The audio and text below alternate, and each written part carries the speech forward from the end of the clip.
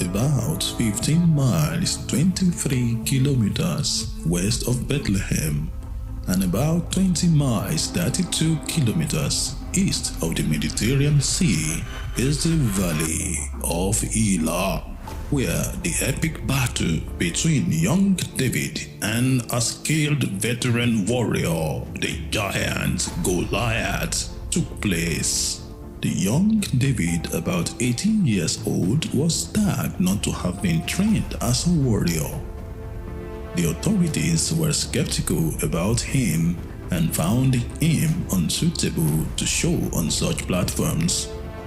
They were not sure his movies will meet up with the standard because he only knows how to use stones and sling.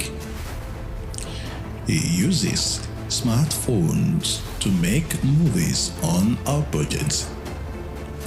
King Saul appreciated his boldness to make an attempt and offered him his armory of war, red camera, black magic camera, Sony, Canon, but the young lad was not trained to use it yet. However, the name of the Lord God of Israel must be glorified irrespective of weapon. David would eventually subdue the Philistine and the giant Goliath, their noisy neighbors, with just a sling and stone, which was deemed unprofessional and unconventional. Little is much when God is in it. Dear gospel filmmaker, you have no excuse. It is not the size of our weapon, but the size of our faith in God that matters. No more waiting, no more hesitations. It is right there in your hand. It is right there in your pocket. The miracles God will do in your life that will show the whole world that there is a God in the land. Your smartphone as a gospel filmmaker right in your pocket. No more limitations. Welcome. My name is Olufemi Abraham. I'll be taking you this session on this topic, making movies with our smartphone on a shoestring budget. When we make movies, we use quite a number of equipment like the camera. The camera is very important and we use it to make movies. When we're talking about shoestring budget, we are talking about working on a tight budget without spending too much, and we be able to get the job done without stressing ourselves. And the rule of thumb here is that we don't want to overspend. We don't want to go and borrow. We just want to do it within our capability, within our capacity. So we prioritize our expenses. It's very important we know what to do to cut costs. When we talk about low budget, it all depends on what area we are cutting costs from. For instance, you can cut budget generally on the whole production, location, the personnel, transportation, and all that. Also, we can cut costs from the aspect of the camera that we use. Probably you are renting a camera and you go for a lower range camera, or probably you are buying the camera or you don't want to buy a camera, a professional camera. It depends on what you want to decide, area where you need to cut the budget. And one of those things is the visuals, where we get the visuals, the camera we use. If we cannot purchase, we cannot rent a professional camera, what else can we do? What can we use? And that is where we arrive at the smartphone, because it's all, we always have smartphone with us. And, the smartphone we have in your pocket will come with a camera. And these days, the camera that comes with most smartphones are quite good enough to do little we can do to shoot something. Then how can we maximize the camera of the smartphone that is in your pocket to get the work done? And that is what we want to talk about today. So we are cutting costs from the aspect of the equipment we are using to get the visuals, that is the camera. So we want to use our phone as the professional camera. And what can we do to make it look okay, look standard, and at the same time cutting costs as appropriate? Okay, I'll be talking from the perspective of the application to use on the smartphone in order to cut costs instead of using a professional standard camera. I have 4 levels of smartphone movie making on shoestring budgets based on the application on your phone. How can we use it and cut costs and get the work done? First, I'll be talking about basic on-hand budget. What cameras can you use to attain a basic on-hand budget? Now, what I mean by this basic on-hand budget is when you are using what is available, what is in your hand. What is in your hand? I have a phone. That phone in your hand, you don't want to purchase any third-party app. You don't want to use the pro mode. Your phone doesn't come with a pro mode, and the camera of your phone doesn't come with a pro mode, and you don't want to purchase, you don't have the finances to purchase a third-party app. Can you still do something? Yes, definitely. You can do something. Go to the camera app that you have that comes, the default apps that comes with your phone, and look at the setting. You will discover that there's no, there are some limitations with the default app that come with the phone. You can still maximize that. You can use it in a particular way to get a good result. What you did do there is to just, you tap on that camera app, the video recording app there, and you press it down and lock the exposure. There is a way it will be locked. Unfortunately, there is no way we can separate exposure lock and focus lock. The two of them will be locked together. So just press down on the camera app and it will be locked. When you press it down and tap on it and press it down, then it will be locked. Then you see a slider. You see a slider, you can slide down. When you slide down, you see that you can lower the brightness. When you slide up, you can increase the brightness. So it will be locked to some extent, though, and it's not going to be 100%. Sometimes when you try to lock, you've locked that way and you are shooting. Sometimes you see the exposure, you see the temperature, that is the white balance changing occasionally once in a while. That is what we call dynamic tone mapping.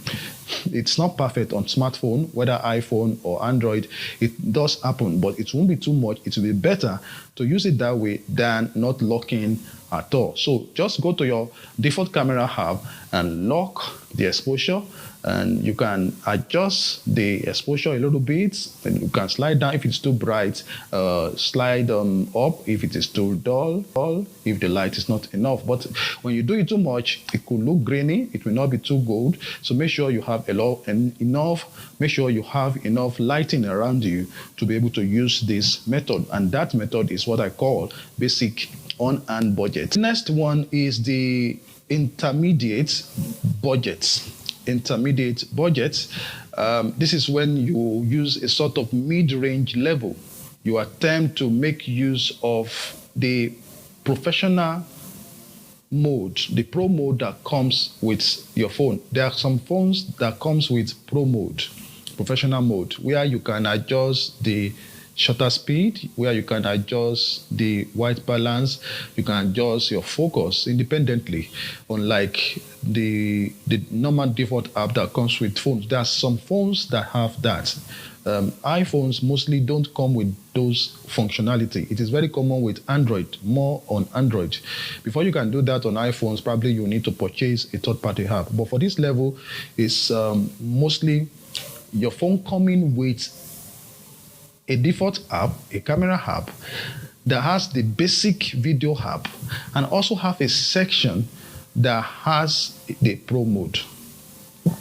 So this is another budget. You are not buying any third-party app. You are using what is on your phone. Do you get that now? Also, there are some phones that are very good at this. The first on the list is LG phones. They were the first to come with that manual video control that has settings for different aspects. Also, another phone that pay attention to this is the Sony phones. If you see some Sony phones like Xperia 5, Mark 1, Mark 2, Mark 3, 4, and thereabouts, you see them. You see they pay premium attention to that. In fact, they have the default app separate, and they have a special Pro app. I can't remember the name now. I think it's cinema mode or something like that. They have it separate. So in case if it looks too complex for you, you can switch to the basic video app. But if you know you want to go extra mile, then you can use the other professional video app. There's some phone that can also do that, like the Xiaomi and all that. These days, Samsung also is giving us Pro mode from the scratch. There's a session you go into when you get to the Samsung video app, you will see the Pro mode there where you can adjust that. So you can use that for your intermediate budget. You don't need to buy any third-party app, and it's always good. That is about the intermediate budget. The next one is the professional shoestring budget. The professional shoestring budget. This category, you use a third-party app. You purchase a third-party app. You can do that if you have an iPhone. You can purchase a third-party app. We have some third-party app like the Filmic Pro available on iPhone and also on Android. Now, if that is too costly for you, there are some other applications that you can purchase on iPhone that you can use to shoot. You can see that on the screen. Also on Android, you can purchase Filmic Pro. You can use MC Pro 24 FPS. That is what I'm using currently. And you can use Motion Cam Pro. It's a very highly professional camera app, but if you know you can't undo very heavy, high quality footage, then you may not use that, because the Motion Cam Pro Shoot RAW is the first discovery for smartphone, the first application that can shoot RAW on any phone all over the world. So it is storage hungry. It will consume a lot of your storage. And if you don't know, if your system cannot handle raw footages, you may not be able to use that motion cam. Purchasing a premium app for your phone, you have access to quite a number of things that you don't have access to when you use the Pro mode that comes with your phone, or the basic camera app that comes with your phone. For instance, you can remove sharpening. You see, when you shoot with phones, when you watch many content online, you will look, when you see it, you know that it is shot with a phone, because of the sharpening and the vibrance, the oversaturated look you always see with some of this content we see online. But when it comes to movie, you cannot shoot that way.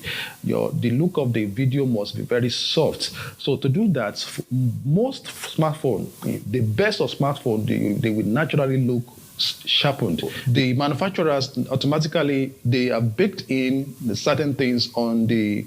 They have baked those things. They have baked the sharpening, the saturation. They are all baked into it, and there's little you can do when you are editing. When you are in post, there's little you can do. But with a third-party app, professional app that I'm talking about, you can go ahead to reduce the sharpening before you start shooting.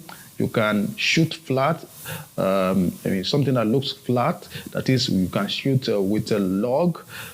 Just are the things. It looks flat, then you can now you can paint it yourself when you want to edit and bring up the color and make sure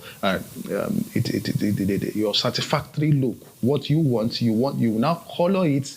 You now color it the way you want, not the way that's given to you by the default app. The fourth category is the high-end professional shoestring budgets. In this category, you possess premium apps in your arsenal for smartphone movie making, and you are well acquainted with top-range standard movie making equipment, but you choose to use high-end mobile phones like iPhone 15 Pro, Max, Samsung S24 Ultra, things like that. You decide to use a high-end mobile phones. You use accessories, some other accessories you attach to them, and other equipments, and yet, even though those are also costly, yet you still cut costs as compared to renting a standard professional camera. For instance, probably you have a budget of around $1,000 for your movie using these high-end phones to shoot your movie, as compared to using a very professional camera, and you end up spending around $5,000 and above. So you still cut costs, but the level is different from other ones I've been mentioning, but it's a higher budget. It's a higher budget than the other ones I've mentioned, but you are still cutting costs as compared to using a standard professional application. So whichever category you fall into, it is very important to understand that the process of shooting movies is a little different from shooting skits. You cannot shoot movies the way you are shooting skits, whereby you just hold your phones and you are holding it vertically. There are some situations whereby we shoot vertical movies, but it's not that common. So it is different from shooting skits that you can just hold your phone and just, no. The way we are going to handle it, you handle it as if it is a professional camera, a standard professional camera. Every other thing you are doing, you will do. The audio that we use, professional audio, the lighting, professional lighting, every other thing you can also do that. You make sure you pay attention and do those things properly in order to avoid distraction in conveying our message to the audience.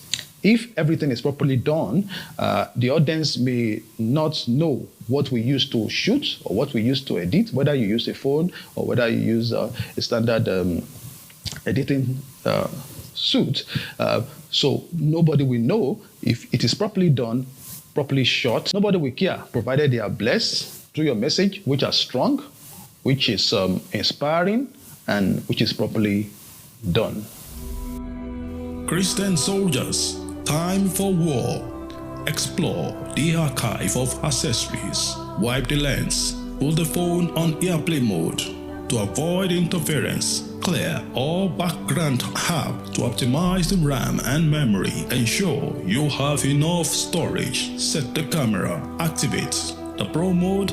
24 FPS for movie, double the shutter speed, 148, 158 as the case may be. Set temperature, white balance, make the white to be white, Kelvin value 5600, daylight or slide to the cool side as applicable. Set ISO, avoid grains, be minimal. Focus activated, focus speaking, okay, focus, frame.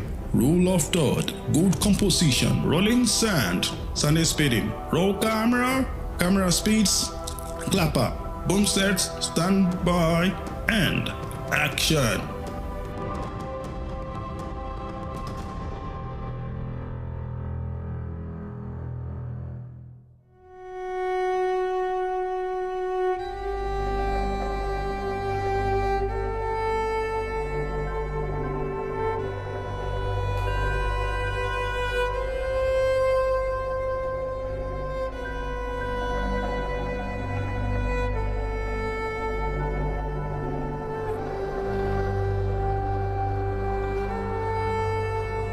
Boss, I'm back. I'm disappointed. It failed. It flopped massively.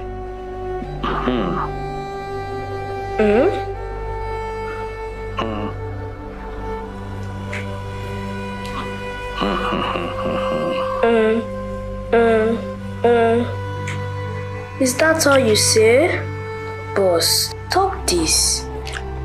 Your disciple failed massively in the field where you are a guru. Your failure is as a result of massive impatience. You refreshed yourself with the guru not prepared by the guru. You only learn within interior environment. What else is there to learn? I've seen it all. I know it all. But it's just that when I'm exterior, it's just blown out. Overexposed. Boss? You know it. What sort of a question is that? Who is the boss here? I'm sorry, boss. Boss, please. You better be.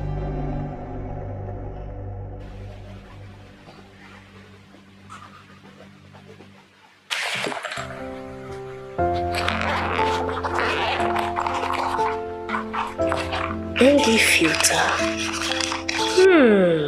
Wow. Wọ́n ti gbé wọ́n á gbà. Boss, I will be back.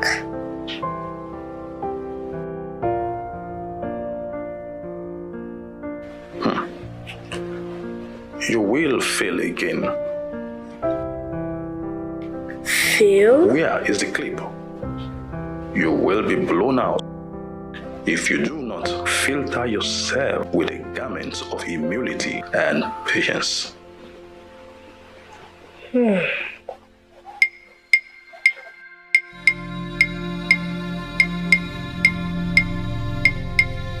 And so, I'm back at the feet of the master to learn with all humility and patience. In the early 90s, when computer-based editing first became popular, you could spend a fortune on a digital editing suite. The average editing station would cost much more than $100,000. So, digital video editing was only available in expensive post-production companies. You also could only edit in an edit suite and couldn't be mobile. Apple Incorporated then developed the first iPhone, which was released in 2007. Google and Andy Ruby developed Android mobile operating system, which began with the public release of its first beta on November 5, 2007. This development brought a game-changing experience to the media world. As time goes on, it became more advanced, and the usage of analog witnessed an automatic switch to digital experience. The portability and the ability to multitask won the heart of everyone. Later, smartphones got larger hard drives, that is, internal storage, and even ability to expand storage with the use of SD card, and that helped to store more videos. Today, you can now edit anywhere with the smartphone in your pocket, and the average video editing app is either free or only a few dollars. At first, these editing apps were simple with not many features, but in recent years, they became much more sophisticated with many professional features. It is now possible to edit with low cost and get good results as compared to the more expensive and bulky alternatives of the editing suites earlier used. There are quite a number of editing apps on Play Store and Apple Store, of which are iMovie, KineMaster, CapCut, InShot, LumaFusion, Cyberlink, Power Director, Node Video, VN Editor, and so on. The debate whether mobile video editing is at par with industrial standard NLE gets closer and slimmer with the advent of several standard functions added to diverse apps for mobile video editing. For instance, the ability to create multiple sequences was impossible in the past. Today, apps like KineMaster allows you to create multiple timelines, and you can now merge together and export in a single timeline. You can now use the AI for voiceover, subtitling, and background remover in apps like CapCut and KineMaster. You can also import, edit, and also export 4K timeline. Just as you export EDLS, XMLS, AAFS in Premiere Pro and import a project to DaVinci Resolve, you can now export your project as a Kine file and import the same timeline in another phone in KineMaster. You can create process in case your timeline gets draggy in apps like LumaFusion and KineMaster. This development brought a game-changing experience to the media world. As a standard video editor, sometimes it's very difficult to carry about your editing suite, especially when a client calls you and you are on the move, you are mobile. It will be too bulky even to carry your laptop or the editing suite all around with you. And that's when the smartphone comes in place. You always have this in your pocket, and it's such a relief for editors like me when you need to do a very short project that you need to deliver to the client and you are not within your editing studio. One good thing for editors is that you can continue doing your job in your studio by connecting the mobile phone to a larger screen. You can connect to a larger screen like this and the work continues. There are more advanced mobile editing solutions. Some of the industry standard NLE gives credence to the idea of mobile video editing by creating a mobile version of their software. Adobe Premiere has long created Adobe Rush, though simplistic but can get the job done for minor projects on the go. The more captivating addition is DaVinci Resolve and Final Cut Pro now on iPad. There are better versions of mobile editing apps where new advanced functionalities are being assessed, tested, and improvements suggested. I must confess, this is a game changer as we await improved upgrade in years to come. The invention of smartphone has contributed massively to the media world. It's not just a gadget stereotyped to entertain and amuse. Getting the job done is not about showcasing the complexity and difficulties, but the simplicity and creativity involved in trading your skills. It can give a livelihood, cut costs of supposed projects, speed up your workflow, and masters as an instrument of massive instruction and a device of deliberate and purposeful creativity. If it doesn't work for you in the area of video editing, then it's not just your thing. If it works for you, then use it creatively. It's all up to you. Explore, restore, and enjoy.